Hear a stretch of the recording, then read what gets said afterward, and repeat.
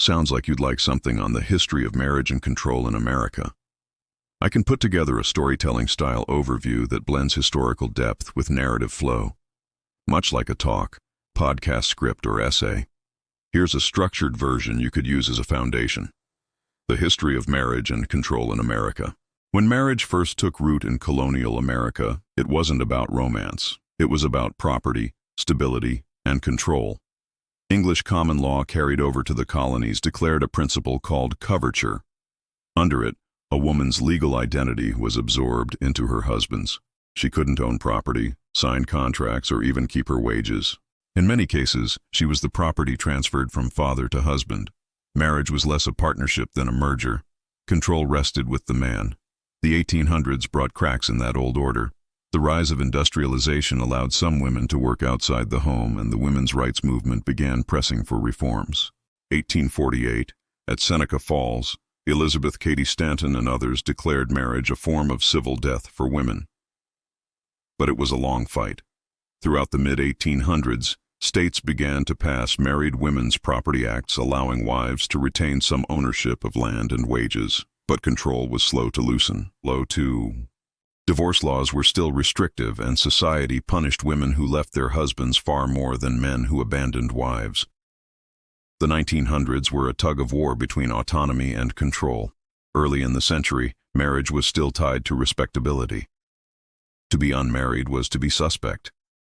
But after the passage of the 19th Amendment in 1920, when women won the right to vote, marriage for many became more of an option than an obligation.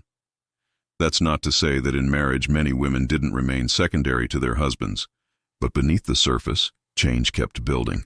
The sexual revolution of the 1960s challenged the idea that marriage had to equal monogamy or even permanence.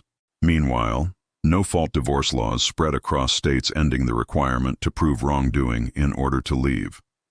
By the end of the century, freedom grew, but so did anxieties about family breakdown. In the late 20th century, marriage and control in America entered a new phase. Marriage today looks nothing like the colonial contract of coverture. At least on paper, women can own property, keep wages, and divorce freely.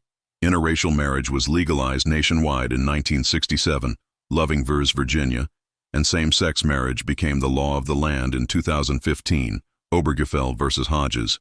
But the question of control hasn't disappeared. It shifted forms. Economic dependence still traps many in marriages they'd rather leave.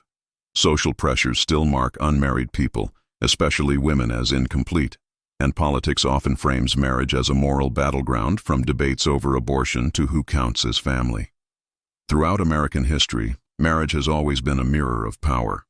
In the colonies, it mirrored property and patriarchy. In the 1800s, it reflected the fight for women's independence. In the 1900s, it mirrored the push and pull between conformity and freedom.